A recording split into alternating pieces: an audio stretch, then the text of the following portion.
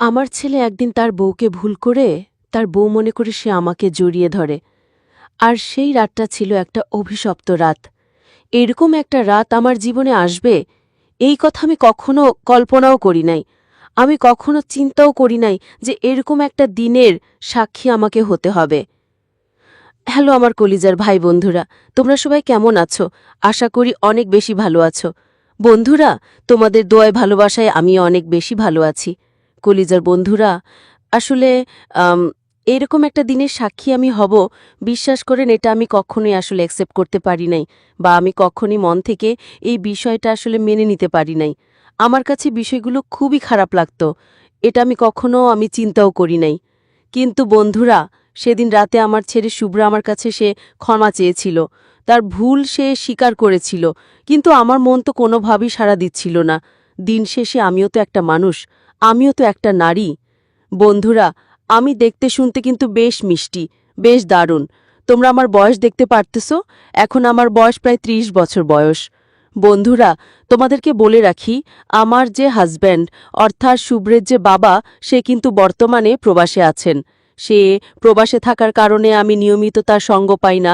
আমি তার সঙ্গে যে একটা সময় কাটাবো সেই সুযোগটা আমি পাই না। শারীরিক বলতে আমি কোনো সুখী জীবনে পাই নাই। শুধুমাত্র সে আমাকে বিয়ে করে আনার পর আমি ৩ মাসের একটা সুখ পেয়েছিলাম। আর শুভ্র কিন্তু আমার নিজের কোনো সন্তান না। শুভ্র হচ্ছে আমার আগের সতীনের ঘরের সন্তান। ঠিক আছে? তো সে আসলে মরে যাওয়ার পরে আমি শুভ্রকে কোলে পিঠে করে মানুষ করেছি। আমি যখন এই বাড়িতে বউ হয়ে আসি, তখন শুভ্রর বয়স ছিল ৮ বছর। আজকে প্রায় শুভ্রর বয়স হয়ে গেছে ২৩ বছর। কিছুদিন আগে শুভ্র বিয়ে করেছে, কিন্তু তার সংসারটা কোনোভাবে যেন ভালো যাচ্ছে না। যে মেয়েকে সে বিয়ে করে নিয়ে এসেছে, সেই মেয়েটা হচ্ছে একটা টিকটকার। মেয়েটা প্রচুর পরিমাণে টিকটক করে, ফেসবুকের জন্য রিলস বানায়, আর সারাদিন মেসেঞ্জারে পড়ে থাকে, প্রচুর পুরুষদের সঙ্গে ছেলেদের সঙ্গে চ্যাট করে। এটা তার জন্মগত স্বভাব। এই ছেলেটাকে শুভ্র মূলত টিকটকের মাধ্যমে দেখেই সে পছন্দ করেছিল। তাদের ভিতর একটা রিলেশন ছিল, একটা বন্ধুত্ব ছিল। সেখান থেকে সে প্রেম করে, সে বিয়ে করে। হ্যাঁ, সে আমাদেরকে কোনো কিছু বলে নাই, বিয়ে করে। এখন তার বিয়ের পরে যে কারণে এই বিষয়গুলো নিয়ে তার সংসারে প্রতিনিয়ত ঝামেলা চলতেছে। বউ তো কোনোভাবে টিকটক ছাড়বে না, সে তো মেসেঞ্জারে চ্যাট করা কোনোভাবেই ছাড়বে না। আর শুভ্র সে কম যায় না। সে তার বউকে একদম বলে দিয়েছে, সে যদি টিকটক মেসেঞ্জার এগুলো বাদ না দেয়, সে তার বউকে ডিভোর্স দিয়ে ফেলবে। এই নিয়ে তাদের ভিতরে একটা দ্বন্দ্ব, সব সময় ঝগড়াঝাটি লেগেই থাকে। তো যাই হোক, আমি একা থাকার কষ্টটা আমি বুঝি। বেশ কিছুদিন হলো আমার ছেলে শুভ্র একা একা আছে। আসলে বন্ধুরা, আমার হাজব্যান্ড আনোয়ার প্রবাসী হিসেবে সে একজন কার্যকর আছে। সে এখানে ব্যবসা করে, ঠিক আছে। দীর্ঘদিন হলো, কিন্তু সে আসলে চাইলেও আসতে পারে না। প্রতি ৫ বছর কিংবা ১০ বছর এরকম সময় লাগে। এখন আমি একটা মহিলা মানুষ, একা একা আমি থাকতে পারি না। কিন্তু এখন আমি থাকতে থাকতে নিজের ভিতরে আমার একটা অভ্যস্ত হয়ে গেছে। হ্যাঁ, যেটা বলতেছিলাম, আমার যখন বিয়ে হয়, এই বাড়িতে যখন আমি আসি তখন আমার বয়স ছিল খুবই কম। আমার অল্প বয়সে বিয়ে হয়েছিল, প্রায় ১৮ বছর কালে। আমি দেখতে শুনতে বেশ ভালো, মিষ্টি। এখন আমার বয়স ৩০ হয়েছে। তো কি হয়েছে, তোমরা আমার দিকে একটু ভালোভাবে লক্ষ্য করো। দেখো, আমার শরীরের একটা একটা অঙ্গ, একটা প্রত্যঙ্গ কিন্তু এখনো পর্যন্ত কোনো বাজক্ষয় নাই। আমার সমস্ত জায়গাগুলো কিন্তু একেবারে খাজা কাঁঠালের মতো, কুশের মতো। হ্যাঁ, একেবারে নরমও না, শক্তও না। এরকম হাত দিলে তোমরা বুঝবে যে আমি কেমন একটা মানুষ। আমি খুবই চমৎকার। আমাকে যে দেখি সে কিন্তু আমার প্রেমে পড়তে বাধ্য হয়। এটা আমি তোমাদেরকে গ্যারান্টি এবং চ্যালেঞ্জ দিয়ে বলতে পারি। তো তোমাদের কাছে আমাকে কেমন লাগতেছে? আসলে নিজের প্রশংসা নিজে এতটাও করা ভালো কাজ না। তো নিজেকে তো সবাই ভালো বলবে, এটাই স্বাভাবিক। আমি আমার নিজেকে ভালো বলবো, এটাই স্বাভাবিক। তো আমি চাই না যে নিজেকে আমি ভালো বলতে। আসলে তোমাদের কাছে আমাকে কেমন লাগে অবশ্যই তোমরা কিন্তু আমাকে কমেন্ট করে চাইলে এই পুরো ব্যাপারটা জানাতে পারো, যে আপু তোমাকে সুন্দর লাগতেছে বা তোমাকে দারুণ লাগতেছে। হ্যাঁ, তোমরা চাইলে কিন্তু আমার এতটুকু প্রশংসা তো করতেই পারো, তাতে আমি কোনো কিছু মাইন্ড করব না। তো যাই হোক বন্ধুরা, মূল গল্প শুরু করতেছি। আর মূল গল্পের আগে তোমাদেরকে একটা কথা বলে নেই। যারা যারা আমার এই নির্জলা দাস চ্যানেলে নতুন আছো, তোমাদের সবাইকে একটা রিকোয়েস্ট করতে চাই। আর সেই রিকোয়েস্ট হচ্ছে, তোমাদের এই আকলিমা আপুর একটা রিকোয়েস্ট তোমাদেরকে রাখতে হবে। ও, আমি তো আমার নামটাই বলি নেই। আমার নাম আকলিমা। আসলে ছোটবেলা আমার মা বাবা শখ করে কিন্তু এই নামটা রেখেছিল। আমি দেখতে বেশ ফাজিল ছিলাম, আবার আমার চেহারা ছিল মিষ্টি। আমি যখন হাসি দিতাম সবাই বলতো আমার চেহারা নাকি মিষ্টি ছিল। তাছাড়া আমি শাবনূরের অনেক বেশি ফ্যান ছিলাম, বাংলাদেশের সিনেমার শাবনূরের অনেক বেশি ফ্যান ছিলাম। শাবনূর আন্দন সিনেমা থেকে তার নামটা ছিল দুলা। সেখান থেকে আমার মা বাবা শাবনূরের অনেক বেশি ফ্যান ছিল, সালমান খান শাবনূর। তো আমার মা বাবা তারা চেয়েছিল আমি যেন শাবনূরের মতো হয়, এবং আমার নামটা তারা আকলিমা রেখেছিল। তো যাই হোক বন্ধুরা, তোমাদের কাছে আমাকে কেমন লাগে অবশ্যই কমেন্টে জানো। আর এই চ্যানেলে যদি তোমরা নতুন হয়ে থাকো, তোমাদের কাছে একটা রিকোয়েস্ট, একটা লাইক দিয়ে ভিডিওটা দেখা শুরু করো, ঠিক আছে? আর কিছু চাই না। আসলে তোমরা লাইক দিয়ে দিলে কি হয়, আমি আমার জীবনের গল্পগুলো বা একটা স্টোরি তোমাদের জন্য আমি সাজাতে একটা আগ্রহ পাই, এইটুকুই। আচ্ছা বন্ধুরা, তাহলে আমি মূল গল্পে শুরু করি। ঘটনাটা ঘটেছিল আজ থেকে প্রায় 12 বছর আগে। আমার হাজবেন্ড আনোয়ার তার নাম। তো তার মোটামুটি টাকা পয়সা বা এরকম, মানে হ্যাঁ, চলার মতো একটা তৌফিক ছিল মোটামুটি। মধ্যবিত্তটা ফ্যামিলি যেভাবে চলে, বাজার হাট খরচ মানে সবকিছু এরকম একটা অ্যাভেলেবিলিটি তার ভিতরে ছিল।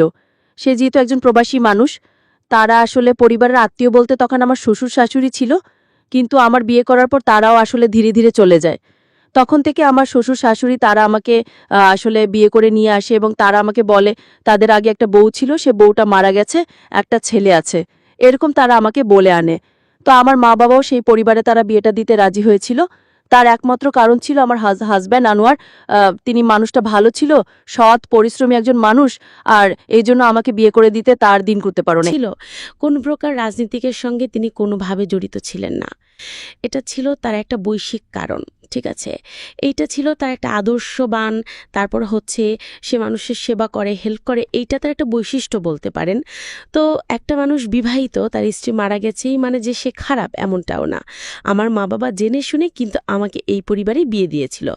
তো আমি আমার মা বাবার ওপরে কোনো কথা বলি নাই, দ্বিমত করি নাই, কারণ আমি ছোটবেলা থেকেই বলে এসেছি আমার লাইফের সিদ্ধান্ত নিবেন আমার মা বাবা। তারা যেটা ভালো মনে করবেন, যেটা ভালো বুঝবেন আমার জন্য, তাও তো সেটাই আমার জন্য করবেন, তাই না? আমি আর এখানে কোনো দ্বিমত করি নাই, বা আমি এখানে কোনো কিছু মানে জোরপূর্বক আমি কোনো কিছু করি নাই। আমিও সেই বিয়েতে রাজি হয়ে গিয়েছিলাম। তখন আসলে আমার হাজবেন্ড সে আমাকে প্রচুর পরিমাণে আদর করত। সেদিন আজ থেকে 12 বছর আগে আমার বাসর রাত। এই রাতটা ছিল আমার জীবনের সবচেয়ে সেরা একটা মুহূর্ত।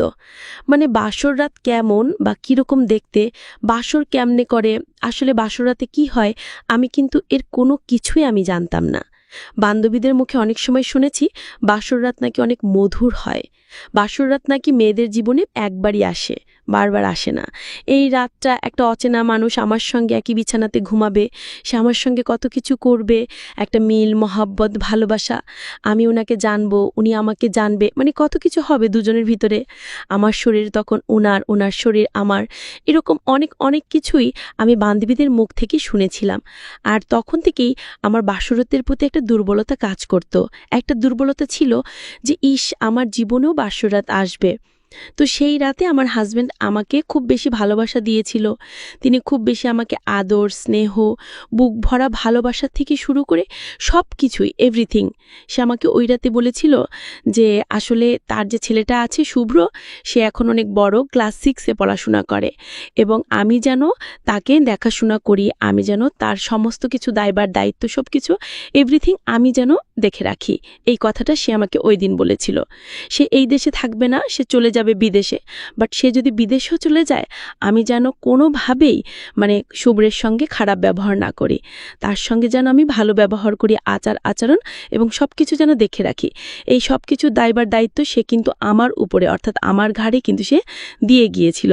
তার একটা বিশ্বাস ছিল যে আমি এই দায়িত্বগুলো পালন করতে পারবো বা আমি পারবো। হ্যাঁ, তার একটা বিশ্বাস ছিল, এবং সে আমাকে তার পূর্বের অর্থাৎ আগের যে স্ত্রী ছিল তার কথা আমাকে বলেছিল, সেও অনেক ভালো ছিল।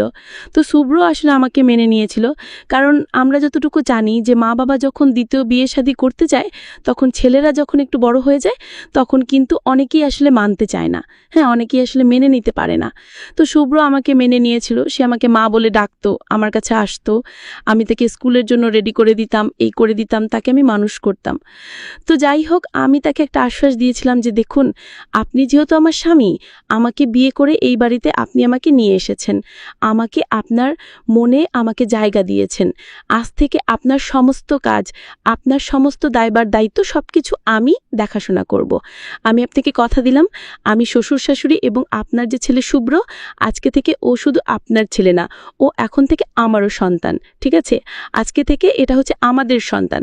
আমি ওকে আমার নিজের সন্তানের মতোই ওকে আমি মানুষ করব, বড় করে তৈরি করব, বড় করে আমি তুলব। সেই কথাটা আমার মুখ থেকে শোনার পর প্রচণ্ড পরিমাণে খুশি হয়েছিল। তার মুখে ছিল একেবারেই হাসি, যে হাসি একজন বাবার মুখে শোভা পায়। এত সুন্দর হাসি আমি বোধহয় এর আগে খুব কম মানুষের চোখে মুখে আমি দেখেছিলাম। তার চোখের এক্সপ্রেশন, তার মুখের এক্সপ্রেশন বলে দিচ্ছিল যে সে আমাকে সেদিন বিশ্বাস করেছিল, সে আমাকে পুরোপুরিভাবে কিন্তু বিশ্বাস করেছিল। আসলে এটাই তো স্বাভাবিক, বা এটাই তো চায় একটা অচেনা মানুষ যখন আরেকটা মানুষকে জানে বা চিনে, তার কথাবার্তা শুনলে বা তার চেহারা দেখলে কিন্তু বোঝা যায় যে আসলে মানুষটা কতটুকু দায়িত্বশীল বা কতটুকু ভালো, হ্যাঁ, বা আসলে সে ভবিষ্যতে কেমন হতে পারে বা কেমন চালাবে। সেদিন সে আমার এই কথাগুলো শুনে কিন্তু সে আমাকে বিশ্বাস করেছিল। তার মুখে আমি হাসি দেখেছিলাম, মানে বিশ্বাসের যে একটা ছায়া, সেই ছায়াটা আমি দেখেছিলাম। আমি সেদিনই বিশ্বাস করেছিলাম যে না, এই মানুষটা আমাকে বিশ্বাস করে, যে আমি ভুলেও এই মানুষটাকে কখনো ঠগাবো না বা কখনো তার সাথে 2 নাম্বারই করব না। এটা আমার একটা মানে ওয়াদা ছিল আর কি। তো যাই হোক, এরপরেই সে আমাকে আর কোনো কথা আমাকে বলতেছে না। তখন আমি মাথা নিচু দিয়ে, মানে বাসরাতে তো শাড়ি পরা, আমি আমার নিচের দিকে আমি তাকিয়ে আছি। সে আমার দিকে তাকিয়ে বলতেছে, আচ্ছা শুধু কি তোমাকে দায়িত্বই দিব, আর তুমি কি শুধু দায়িত্বই সামলাবে? আজকের রাতটা যদি একটু পরেই তো ফুরিয়ে যাবে, রাত প্রায় এখন 2টা বেজে গেছে, কখন যে গল্প করতে করতে যে সময় হয়ে গেল। তোমার কি আসল কথা মনে নেই? আসল কাজই তোমাদের বাকি। একটু পরেই তো বড় হয়ে যাবে, তখন তো সবাই নতুন বউ দেখতে আসবে, তখন আর আমার সেখানে কোনো সুযোগ নাই, বা তোমার দেখার কোনো তেমনই আর তোমার কাছেও আসতে পারবো না। সেই কথা বলার পর আমি তাকে বললাম যে আমি কি আপনাকে কোনো কিছু করতে মানা করেছি নাকি, না আমি আপনাকে বাধা দিয়েছি? দেখেন, আমি তো আপনাকে কোনো কিছুই করি নাই।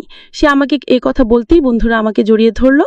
আমাকে জড়িয়ে ধরেই সে লাইটটা অফ করে দিল। আমি তাকে বললাম প্লিজ লাইটটা অফ করেন না। সে আমাকে বলে কেন, লাইট অফ করলে কি হবে? আমি তাকে বললাম আমি আসলে অন্ধকার খুব বেশি ভয় পাই, বিশেষ করে আমি কখনো একা একা থাকি নাই তো এই অন্ধকারে, এই জন্য আমি আসলে ভয় পাই। সে আমাকে বলল এখন থেকে তোমার আর কোনো ভয় নেই। আরে আমি তো আছি তোমার সাথে, তুমি আমায় বিশ্বাস করো না? তুমি এখন থেকে আমার বুকে ঘুমাবে, আর আমি তোমার বুকে, পিছনে, পিঠে, আমি সব জায়গায় ঘুমাবো। আমি তাকে বললাম তাই নাকি? তা আপনার সঙ্গে ঘুমাতে বুঝে আমার ভয় করে না? আপনাকে আমি চিনি না, জানি না, অচেনা একটা মানুষ, আপনি আমার সঙ্গে ঘুমাবেন? সে আমাকে বলল আরে আমি তোমার আগে অচেনা ছিলাম, এখন আমি তোমার চেনা মানুষ হয়ে গেছি।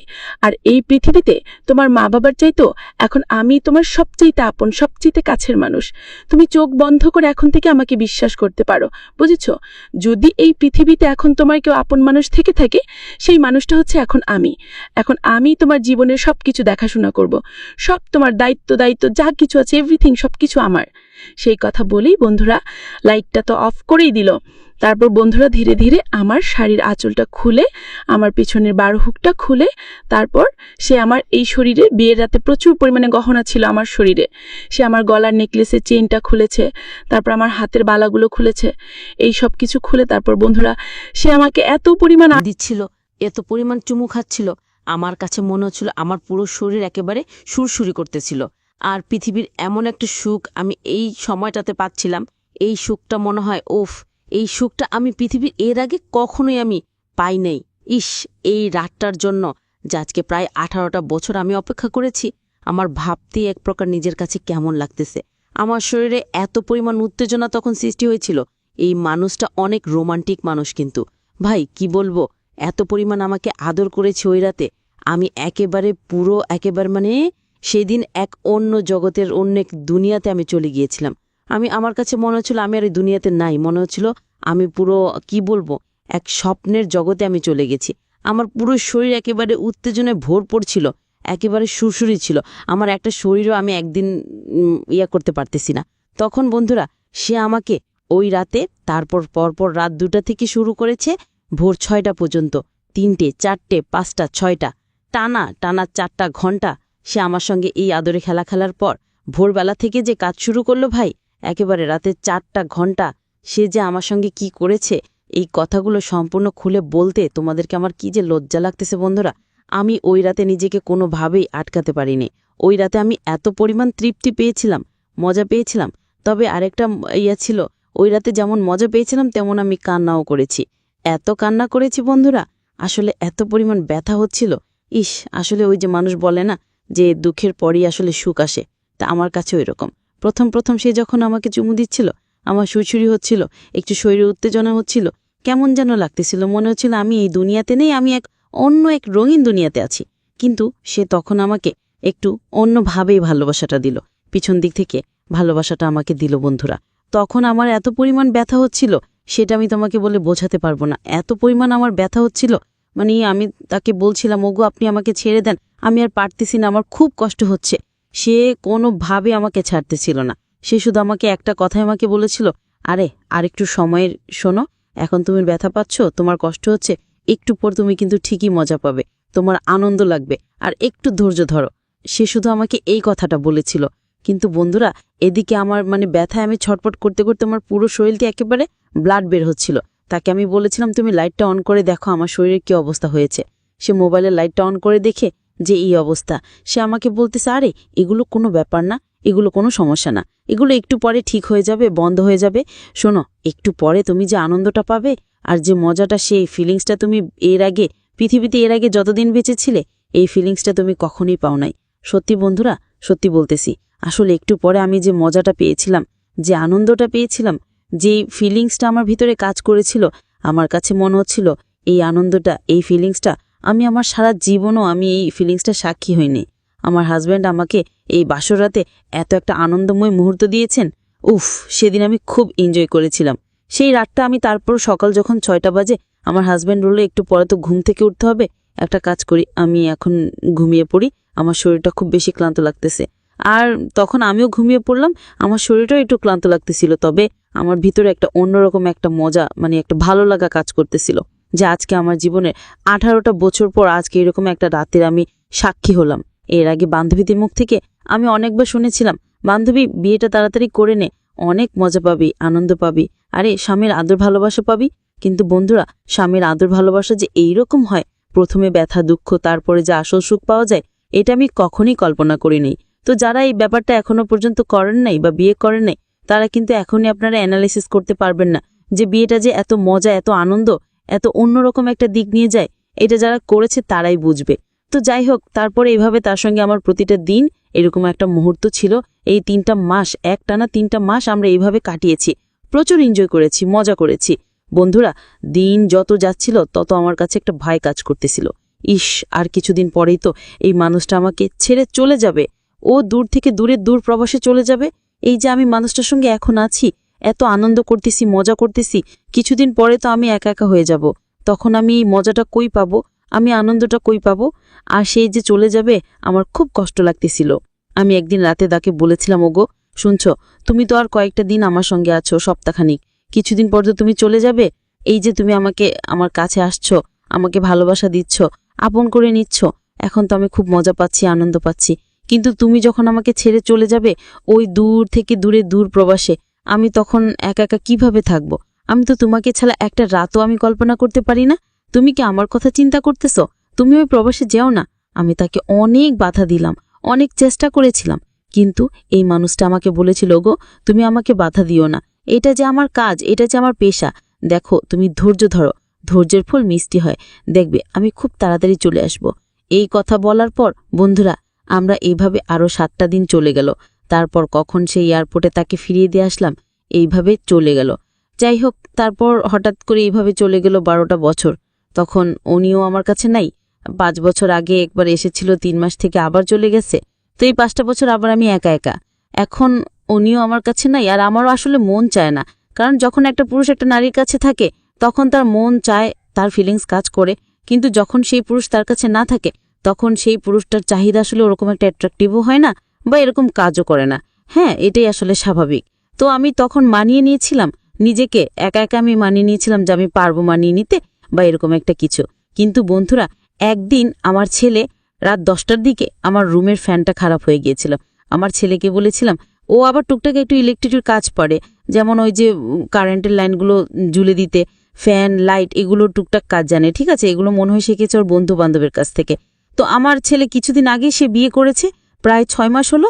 ছেলে প্রচুর পরিমাণে টিকটক দেখে। ওর বাবা একজন বিদেশে কাজ করে, তো ওর আসলে টাকা পয়সা নিয়ে বা রুজি রোজগার নিয়ে তেমন একটা টেনশন, একটা চিন্তা যে একটা মানুষের থাকা দরকার, ওর আসলে এরকম কোনো চিন্তা, কোনো টেনশন, কোনো কিছুই নাই। ওর মতো ঘুরে ফিরে খায়।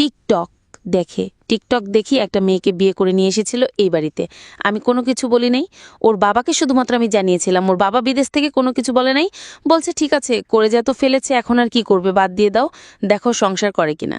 কিন্তু বন্ধুরা সংসার করলো না। মেয়েটা টিকটক করার কারণে সংসারে মনোযোগী না। হ্যাঁ, সারাক্ষণ মেসেঞ্জারে ফেসবুক চালায়, কার সঙ্গে যে চ্যাট করে, অমুক ফ্রেন্ড তমুক ফ্রেন্ড বেস্ট ফ্রেন্ড কী সব জানে। আর এই বিষয়গুলো আমার ছেলে শুভ্র ওর কোনোভাবেই ভালো লাগায় কাজ করতেছিল না। ও এটা কোনোভাবে মেনে নিতে পারতেছিল না। তারপর তাদের ভিতরে প্রতিদিনই একটা দ্বন্দ্ব ঝামেলা এভাবে লেগে থাকতো। তাদের ভিতরে কিন্তু এরকম একটা বিষয় কাজ করতো, প্রতিদিনই একটা ঝামেলা ক্রিয়েট হতো, সমস্যা হতো। ঠিক আছে, তো যাই হোক, এইভাবে আসলে কিছুদিন যাওয়ার পর আমার যে পুত্রবধূ এসেছিল সে তার বাপের বাড়িতে চলে গেল আমার ছেলের সঙ্গে ঝগড়া করে। এখন আমার ছেলে আপাতত একাই আছে, শুভ্র। হ্যাঁ, একাই থাকে। তবে মাঝে মধ্যে আমি দেখি ও মোবাইলে কি সমস্ত ভিডিও দেখে। হ্যাঁ, ওর মাথাটাতে মাঝে মধ্যে খারাপ থাকে। ওর রুমে আমি হঠাৎ মাঝে মধ্যে যাই, সারাদিন ছেলেটা রুম বন্ধ করে থাকে। মাঝে মধ্যে ওকে গিয়ে খাবার জন্য ডাকি বা গোসল করার জন্য ডাকি, গিয়ে দেখি ওর রুমের অবস্থা একেবারে বেহাল দশা। সিগারেট খেয়ে ছেলেটা ল্যাংটা হয়ে শুয়ে থাকে। কী রকম আমিও মাঝে মধ্যে যাই না। কিন্তু বন্ধুরা, আমার যে রুমের ফ্যানটা খুব ডিস্টার্ব করতেছিল। ঠিক আছে, ওকে আমি বললাম বাবা একটু আইতো, ফ্যানটা কি সমস্যা একটু দেখে দেয় তো। তখনও আমার রুমে আসলো ফ্যানটা দেখার জন্য। ফ্যানটা দেখার পরে বন্ধুরা ও চেয়ারের উপরে উঠলো, খাটের উপর থেকে চেয়ার দিল, চেয়ারের উপর উঠে ফ্যানটা ঠিক করবে। ঠিক ওই রকম সময় অনেক গরম ছিল বন্ধুরা, গরমের দিন তো প্রচুর গরম ছিল, শরীর মরিল একেবারে ঘেমে যাচ্ছিল। আমার শরীরে কোনো ওড়না ছিল না, শুধুমাত্র একটা 3 পিস ছিল। আর আমি বাসা ওড়না পরি, আমি তো ওকে নিজের ছেলেই ভাবি, আমার নিজের সন্তানের মতোই ভাবি। এজন্য আমি ওর সামনে কোনো ওড়না পরেছিলাম না, আমি শুধুমাত্র একটা 3 পিস পরেই ওর সামনে আমি গিয়েছিলাম। ও আমাকে দেখে উপর থেকে কি যেন মনে মনে ভাবতেছে, ওর মাথায় কি যেন কাজ করতেছে। আমি দেখেছিলাম ওর শরীর পুরোটা ঘেমে যাচ্ছে। আমি ওকে বললাম কিরে বাবা, তোর কি কোনো সমস্যা নাকি, তুই তো পুরো ঘেমে যাচ্ছিস। সে আমাকে বলল না মা, আমার সামনে যদি এরকম একটা জিনিস থাকে, এরকম একটা হট জিনিস থাকে, তাহলে তো আমি গামবই। ও এই কথা আমাকে বলতেছে। আমি ওকে বললাম হট জিনিস কই, এখানে তো কোনো কিছু দেখতেছি না। তারপর আমি আর কোনো কিছু বুঝলাম না ও আসলে কাকে মিন করে বললো এই কথাটা, আমি কোনো কিছু বুঝলাম না। ও ফ্যান ঠিক করতেছে উপর দিকে আর মাঝে মধ্যে নিচ দিকে আমার দিকে চোখ দিচ্ছে। আমি খুব ভালোভাবে লক্ষ্য করলাম। আমি বুঝতে পারলাম যে শুভ্রর নজরটা তখন অন্যদিকে চলে গেছে।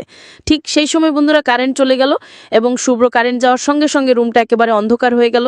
শুভ্র চেয়ারের উপরে ছিল, সে হঠাৎ করে আমার উপরে পড়ে গেল। আমার উপরে পড়ে গিয়ে আমি বন্ধু খাটের উপরে শুয়ে পড়লাম। সে আমার উপরে একেবারে পড়ে আমার এমন একটি জায়গায় সে হাত দিয়েছে, এই কথাটা আমি তোমাদেরকে বলতে পারবো না। আমার খুবই লজ্জা হচ্ছে। আমি তাকে আমার সন্তানের মতো, আমার ছেলের মতো দেখি, কিন্তু এমন একটা জায়গায় হাত দিল, বেশ কিছু কার্যকলাপ করেছে সেদিন। তারপর আমি শুভ্রকে বললাম শুভ্র তুমি এটা কি করতেছো, আমি তোমার মা হই। শুভ্র আমাকে বললো একদম চুপ, কোনো কথা হবে না, আজকে শুধু আমি কাজ করবো আর তুমি শুধু দেখে যাবে। দেখো আমার বউ বাসায় নেই, আমার মাথাটা তো একেবারেই নষ্ট। আসলে শুভ্র কি ঘটনার কিছুক্ষণ পর আমি তাকে বললাম শুভ্র, তোমার বাবা যদি এই বিষয়টা জানতে পারে সে কিন্তু খুব রাগ করবে, তুমি যেটা করতেছো এটা একেবারে উচিত না। শুভ্র প্রায় আমাকে অনেক উত্তেজনা করে, মানে আমার শরীরটাতে একেবারে সুরসুরি উঠাইয়া আমাকে উত্তেজনাপূর্বক আমাকে উত্তেজিত করে শুভ্র রুম থেকে চলে যায়। কিছুক্ষণ পর আমাকে বলতেছে ও সরি মা, আমার ভুল হয়ে গেছে। আসলে আমি ভেবেছিলাম আমার বউ তানিয়া, মা আমি তানিয়াকে ভেবে তোমার সঙ্গে এই কাজটা করে ফেলেছি, তুমি কোনো কিছু মনে করো না, তুমি রাগ করো না।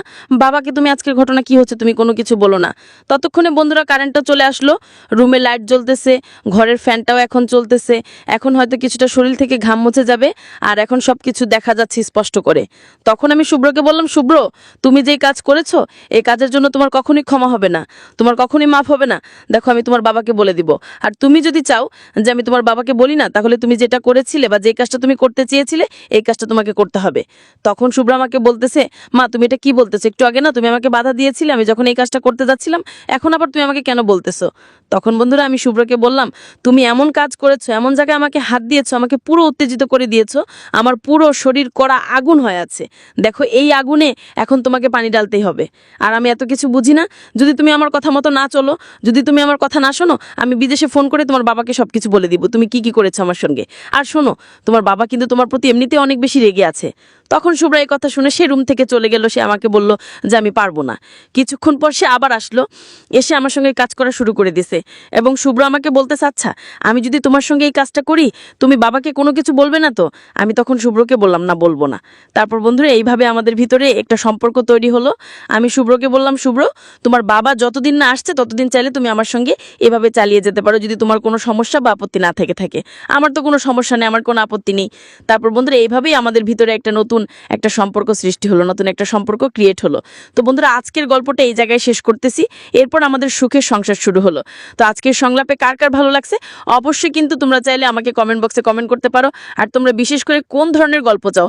অনেকে আমাকে বলো যে আপু আমরা এই ধরনের গল্প চাই, আমরা ওই ধরনের গল্প চাই। তো তোমরা আসলে আমাকে এক্স্যাক্টলি বলো যে তোমরা আসলে কোন ধরনের গল্প চাচ্ছ।